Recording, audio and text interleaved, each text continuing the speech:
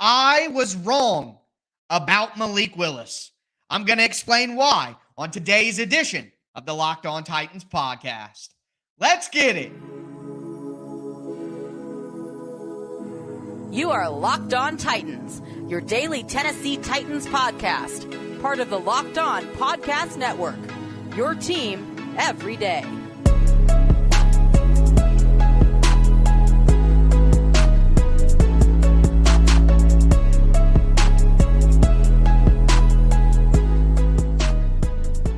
Welcome to the Locked On Titans podcast. I am your host, Tyler Rowland. Titans fans, today's edition of the Locked On Titans podcast is brought to you by the Game Time app. Download the Game Time app, create an account, use the code LOCKEDONNFL for $20 off your first purchase. Last minute tickets, lowest price, guaranteed. Also, want to thank you guys for making the Locked On Titans podcast your first listen each and every day. Remember, Monday through Friday, Tennessee Titans content all year round on all apps, always for free. Make sure you get subscribed, stay subscribed to the Locked On Titans podcast, part of the Locked On Podcast Network, where it's your team every day. We're going to talk about some roster dark horses today who look like they are going to make the Tennessee Titans roster. So we're going to dive into those guys who have kind of pulled off an upset here and look like they should make the team. If you're listening to this on Tuesday morning, we're a week away from NFL Cutdown Day. It's August 29th, Tuesday at 4 p.m. Eastern Standard Time. So a lot of cuts are going to happen just a week from today. And some of these guys look like they are going to survive them despite the odds being against them at the start of training camp. So I'm going to get into all of that. Before I really get into all of that, though, I want to say my apologies to everybody for the audio issues on yesterday's show. I was really excited to use the visual aid, talk about the 53-man roster, and quite honestly, the second segment and the third segment from yesterday, you could barely understand them at all. There was a software issue with the website that I used to upload everything. The audio didn't come through correctly when I was having the visual aid up on the screen. I just wanted to take a moment here, take 30 seconds before I kicked off today and just apologize to you guys. Put a lot of pressure on myself to make sure that all those little technical aspects are done correctly, and that one just didn't come out the way I wanted. So my apologies there. But today's conversations will allow us to kind of rehash some of that maybe you didn't hear that I went through. So I'm going to start by just admitting my faults here. A lot of people, especially on Twitter, follow me at Tic Tac Titans, like to say I don't admit when I'm wrong, but reality is I certainly do. And I was wrong about Malik Willis. Now, we've been talking about who's going to be quarterback 2, who's going to get the backup job, who's going to be the quarterback of the future, and we're having all those conversations. And the reality is I wrote off Malik Willis being an option for this team the moment that Will Levis was drafted. Based on what happened with Josh Dobbs at the end of the year, based on the Titans trading up to draft a new rookie quarterback, the change in general manager, in my mind, all of that evidence logically pointed to the fact that the Titans just weren't interested in Malik Willis anymore. And while I think that Malik Willis has a long way to go, just watch the film back from Saturday's game again. Definitely a long way to go for Malik Willis to be a starting NFL quarterback that you could seriously look at as someone who can take your team to the playoffs, win the division, all that different stuff. There's a long way to go for Malik Willis there. But the reality is he has improved enough to where him and Levis is a conversation still. We're still having those debates. And the fact that we're here right now is not where I expected us to be when Will Levis was drafted in April. So in reality, I was wrong about Malik Willis because I called him a dark horse to make the roster when we did our positional previews. I named a bunch of dark horses at every single position to make the roster. And Malik Willis was my dark horse for quarterback. And that probably wasn't the right take. And now Malik Willis is the backup quarterback. Whether he keeps that still remains to be seen. But to me, it's a shut door case here that Malik Willis is going to make the roster. And since we're doing dark horses who are going to make the roster, I wanted to take the opportunity and admit that I was wrong back when I did that positional preview for the quarterbacks. And Malik Willis does look like he is going to make this team. Now, if there's a stunning change of events and Malik doesn't make the team, I think it would catch us all off guard. But I feel comfortable right now admitting that I got that wrong and I didn't give Malik the just due that he deserved to make improvements to put himself in this position. So to have a conversation about roster dark horses, there's 2 times in a row where I am saying My apologies to the audience for that. So good for Malik Willis there, continuing to battle it out. I do want to take a moment here and talk about Julius Chestnut, though, because Julius Chestnut was a dark horse to make the roster. I know he made the roster last year when the Titans had injuries and were kind of trying to fill things out. But I think when you were coming into camp, you saw Tajay Spears get drafted. You saw Derrick Henry, of course, at the top of the depth chart. Hassan Haskins, Jonathan Ward.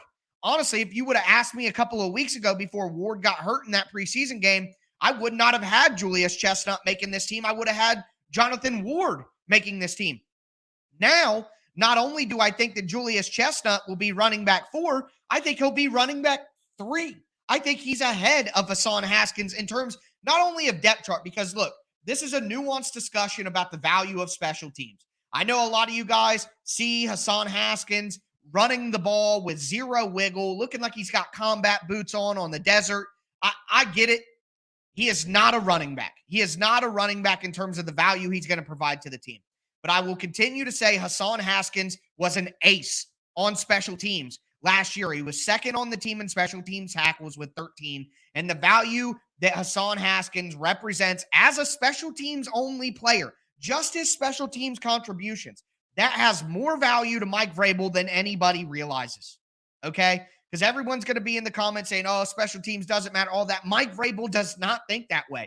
Mike Vrabel, every opportunity he gets to talk about these young players, he mentions what can they do on special teams? What value can they do on special teams? So the fact that you have a guy like Hassan Haskins who can go in there on third down and pass protect at running back if he needs to, but also is like your best special teams player, can kick return, can be on coverage units, on kickoff and punt,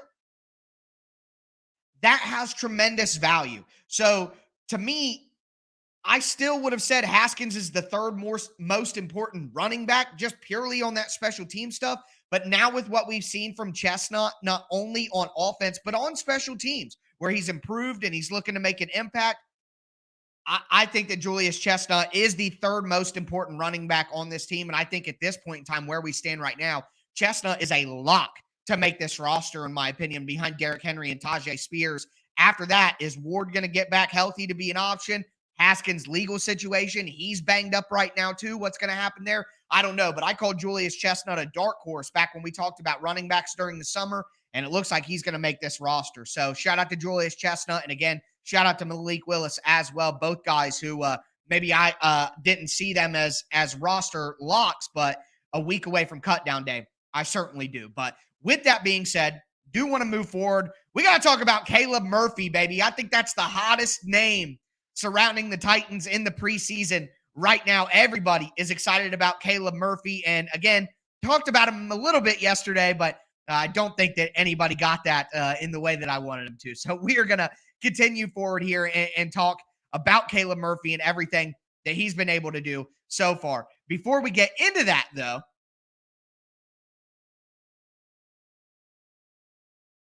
do want to let you guys know that today's episode is brought to you by the Game Time app. And before we even start on anything, I've used the Game Time app, went to my first Cincinnati Reds game of the year using the Game Time app. Super, super easy to use.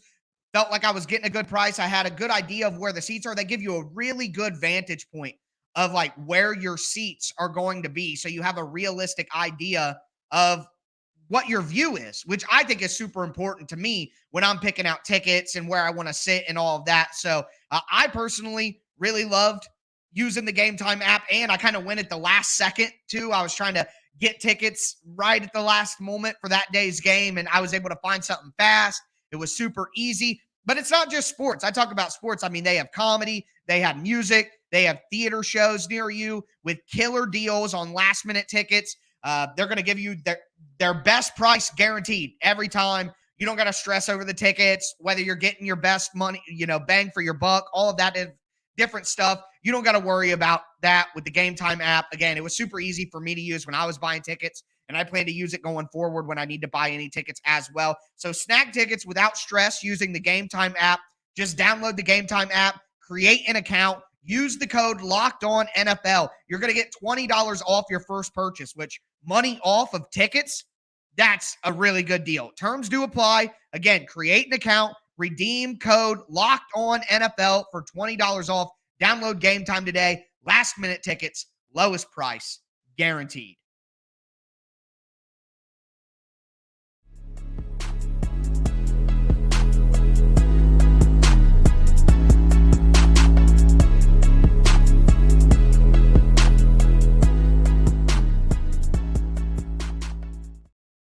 Titans fans, let's continue today's edition of the Locked On Titans podcast. We're looking at some dark horse roster options that look like they are going to make the team, or at least have given themselves a great chance to make the team. As a reminder, I'm talking about guys who, when we did our positional preview during the summer, I went through every single position, offense and defense, talked about all of the guys that the Titans currently had on the roster, talked about who was a lock to make the team, talked about who was on the bubble, and then talked about some dark horse options. And some of those guys look like they will make the team. Just talked about Malik Willis and Julius Chestnut. Now I want to talk about Caleb Murphy, who came in as an undrafted free agent rookie out of a D2 program. And in my opinion, has to be on this team. The Titans cannot afford to let Caleb Murphy go. And there's a reason why Mike Vrabel may not be as willing to keep Caleb Murphy as maybe I am, but I think they need to look past that and make sure that they keep him on the roster. Before we get into that conversation, though, do want to thank you guys again for making the Locked On Titans podcast your first listen each and every day. Remember, Monday through Friday, Tennessee Titans content all year round on all apps, always for free. Make sure you get subscribed, stay subscribed to the Locked On Titans podcast. It's your team every day. Shout out to my everydayers out there tuning in Monday through Friday. Couldn't do it without you guys. Got some great stuff lined up for you going through the rest of the week. The Titans have practice on Tuesday. They'll probably have practice on Wednesday as well. Then they have a game on Friday. I'm going to be here to break down everything with you guys, what happened at practice the next few days, a preview of the last preseason game of the year. Then over the weekend, I'll be back with you guys to go over all of the latest, and cutdown day is a week from today when my podcast people are listening to this. So a lot of news coming that we're going to have to break down with the regular season right around the corner. So just make sure you stay locked in to the Locked On Titans podcast. But Caleb Murphy has to be edge 4, in my opinion. Get out of here with Sam Okwe-Anonu. Thomas Rush, I think they should keep on the practice squad and keep developing him. But listen, to me, like I just brought up in the last segment, special teams is so important to Mike Vrabel. And Caleb Murphy may not be as good on special teams as Sam Okwe-Anonu, or as Thomas Rush might be, or as keeping another linebacker instead of him, stuff like that. To me, at some point, and this is a gripe I guess I have with Mike Vrabel sometimes. At some point, Mike Vrabel is so worried about versatility that you don't get a player who's actually good enough to just play one spot. Like, Mike Vrabel would rather have a guy who's a B offensive tackle and a B guard who could play both because versatility than somebody who's an A tackle and a D guard. You know what I mean? He's like, I'd rather have that guy who's average at both rather than have a guy who's really good at one thing and not that great at the other. And that's how I feel Mike Vrabel approaches some of the depth positions sometimes. Like, for example, Mike Vrabel could say, hey, Caleb Murphy is a way better pass rusher than Sam Okwe-Anonu, but I trust Sam Okwe-Anonu more in special teams, so we're going to keep him instead. The Titans cannot afford to make that decision with Caleb Murphy. I thought they did that last year with David Anini. Look, this team has Harold Landry coming off an ACL. He looks good, but he's coming off an injury. They have Arden Key, who looks good as well, but he's a free agent signing who's been a backup during the best parts of his career. They have Rashad Weaver, and Weaver looks like a depth player, but he hasn't really taken those steps to look like a starting level player or a guy that can consistently win with pass rush moves and get to the quarterback nonstop. He's more of an effort rusher. So you cannot afford to have all of these guys at the back end of every position who are just special teams guys. You got to have one guy who you can develop into a man who might be an A pass rusher. I don't care if he's a D at special teams. Having a depth guy who is an A pass rusher is important too. So I just don't want Mike Vrabel to be so hell-bent on versatility and special teams value and all of that he loses out on a guy who could develop into a really, really good pass rusher, which is still important, right? Don't put the cart before the horse here, worrying about who's going to be, L4 on kickoff coverage when you have a guy who could turn into a really good pass rusher who could be the third best pass rusher on your team, even ahead of Rashad Weaver. So Caleb Murphy was a dark horse because he's an undrafted free agent, D2 program, all of that. But he's made a way, and he's been incredibly impressive with 3 sacks in the preseason. You just got to give him his just due. Speaking of just due, I want to talk about Justin Murray. The conversation has begun. Should Justin Murray get reps at right tackle as the starter? He has been incredibly impressive. He played at guard against the Bears. He played at right tackle against the Vikings. And in both cases, he didn't give up a pressure. He mauled people in the run game as well. Either way, the reason that I'm talking about Justin Murray right here in the Dark Horse episode is because Justin Murray was added to the team, 2 weeks ago? 2.5 weeks ago? A couple weeks into training camp? And he's been one of the most impressive offensive linemen of the preseason. A lot of the time when some of these guys are added, I throw out the term camp body, because a lot of the time when you add guys like that, you're just looking for somebody to take reps so that you don't have to wear down your other guys. Well, Justin Murray may have been signed as a camp body, but he is going to turn into a roster body very soon because he's performed and he deserves it. So shout out to Justin Murray, a dark horse with how late he got added in the process compared to some other guys. He has totally taken advantage of it and been one of the Titans' best offensive linemen, the best reserve offensive lineman, in my opinion, in both the preseason games. Outside of him, we got to talk about the wide receivers. We got to talk about the defensive backs. And I want to have a conversation about the interior defensive linemen as well to kind of build on what we were talking about yesterday. So we're going to dive into all of that. Before we do, though,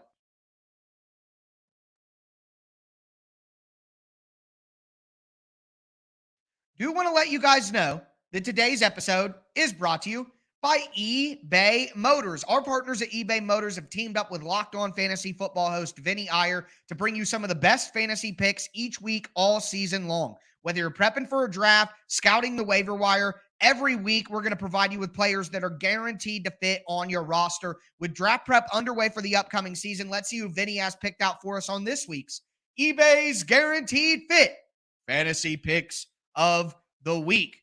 Looking for a player to take in fantasy football drafts who will spark his new team's offense and also help speed you to victory? Then use a luxury pick on Bears wide receiver DJ Moore. And Titans fans saw what DJ Moore could do in week 1 of the preseason. Again, it didn't take long for the former Panther to go from 0 to 60 after his big trade. We saw that in the first preseason game. He's going to have a great role with Justin Fields as his new go-to guy. Moore was fine in Carolina, but he's going to perform even better while dominating targets from the young QB in Chicago. Vinny Iyer from Locked On Fantasy Football is going to help you win your fantasy championship. And eBay Motors knows a championship team is about each player being a perfect fit because it's the same with your vehicle. With eBay Guaranteed Fit, and 122 million parts right at your fingertips, you can make sure that your ride stays running smoothly. Air filters, brakes, batteries, tail lights, alternators, shocks, struts, you name it, eBay Motors has it, and they'll make sure it's the right fit for your car because eBay's Guaranteed Fit helps you understand exactly what part you need for your vehicle the first time. Go forth, switch gears, crank the AC, because now you'll know that you'll always be set up for success from the get-go with eBay Guaranteed Fit. Everything your vehicle needs is just a click away. For the parts and accessories that fit your vehicle, just look for the green check mark. Get the right parts, the right fit, and the right prices at ebaymotors.com. Let's ride. eBay Guaranteed Fit, only available to U.S. customers. Eligible items only. Exclusions do apply.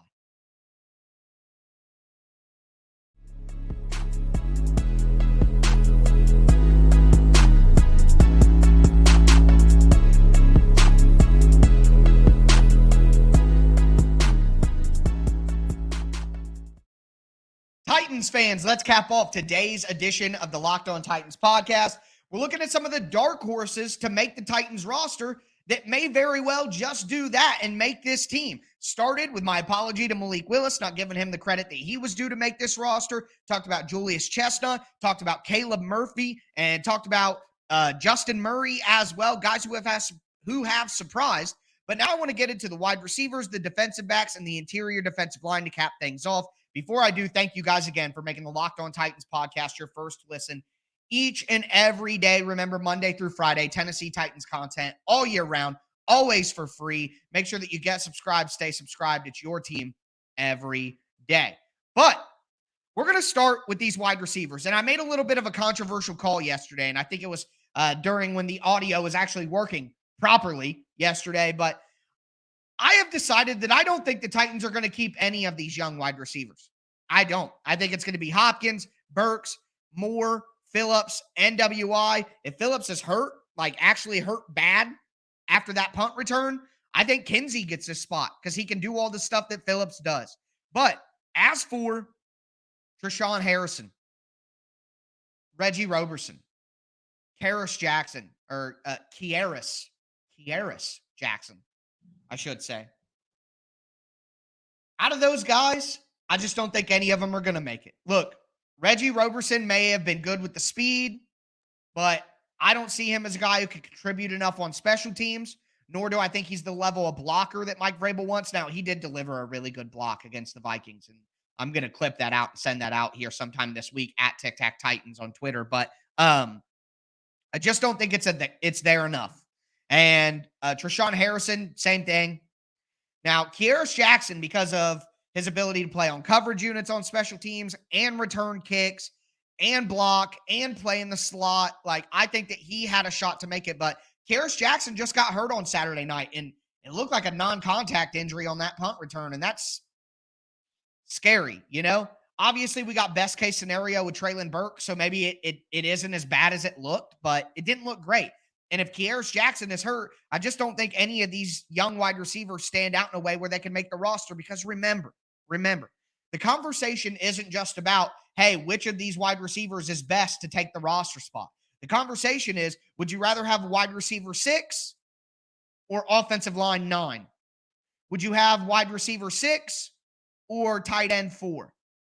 Would you have wide receiver 6 or linebacker 6? And to me, in all of those questions, I'd rather have tight end 4. I'd rather have Thomas Odukoye than any of these wide receivers. I would rather have a Jordan Roos over any of these receivers. I would rather have Luke Gifford or Ben Neiman over any of these receivers. And I think the reality is, with all of them bunched up, Kinsey, McMath, Jackson, Roberson, Harrison, Gavin Holmes, on and on, Colton Dow. Just grab a couple of these guys and put them on the practice squad. And I don't think there's that big of a difference. So to me, it's not that I don't want any of these receivers, is that I would rather use those spots at other positions that are more valuable.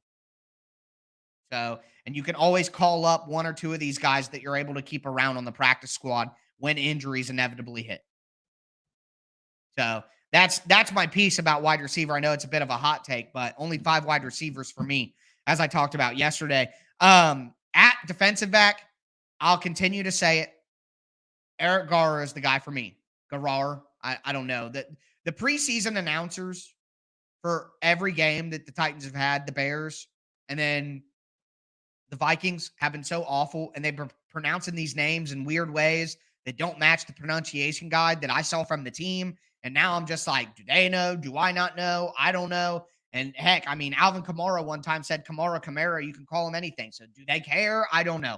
Who could ever know? But either way, Armani Marsh has been impressive in the slot. Anthony Kendall was incredibly impressive on special teams on Saturday. But to me, Garror is the guy. He can play in the slot. He's physical. He can be on coverage units. He can return kicks. He can return punts.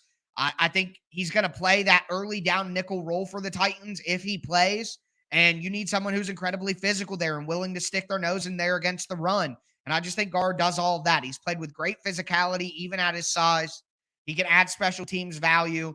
He can play in the slot. And think about it. The other cornerbacks, Christian Fulton, Sean Murphy-Bunting, Trey Avery. I mean, you have those guys. And outside of that, Trey Avery? Roger McCreary is a slot guy. So the other 4 guys are outside guys.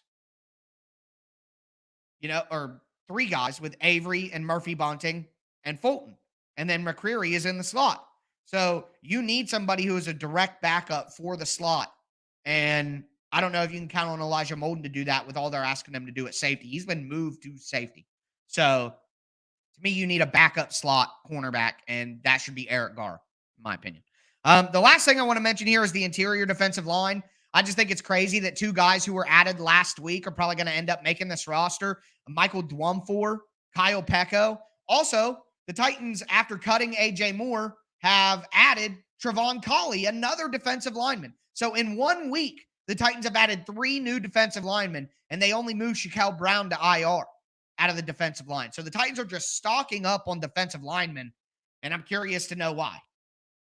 You know, how are you going to get them all reps at this point? But the truth is, they're only doing that if it's because they don't like what they're getting from TK McClendon, Tyler Shelvin, Jaleel Johnson. You know what I mean? So those guys need to watch their back. But I think Kyle Pecco and Michael Dwumfor were both dark horses to make the team since they were added last week. But I think both of them are going to make the team. And we'll see what Trevon Colley does now, because clearly the Titans wanted even more. So curious to see if there are any cuts. Let's see here. We might have some breaking Tennessee Titans news. Maybe. Seeing here, Kyle Phillips has an MCL injury, which is not good. Which we just talked about a second ago. That if Kyle Phillips doesn't make it, I think you give the spot to Mason Kinsey. If Kyle Phillips is hurt and out, you know what I mean? So, yeah, I would add Mason Kinsey, personally, in his spot. But, wow. Yep, Kyle Phillips, MCL injury. Dude just can't stay healthy. Unfortunately, some people's bodies are just not built for NFL football, even if they have the talent, you know? And I don't think that's any kind of knock on Phillips. I mean, there's nothing he can do if his body won't stay healthy. I truly do believe that Phillips has tried to stay as healthy as possible and put on the weight and all that. But, all right, that is some news. Anyways, I'll be back with you guys tomorrow. The Titans are going to have practice. I'll be here to break it down. But that's going to do it for me. Wow, the Kyle Phillips news breaking. Shout out to Paul Kaharski, who I'm seeing breaking that news right now. Interesting what the Titans do with that roster move-wise. If they put Phillips on IR, he's done for the season. So I doubt they do that. But that's going to do it for me today, folks. As always, I am your host, Tyler Rowland. And this was Locked On Titans.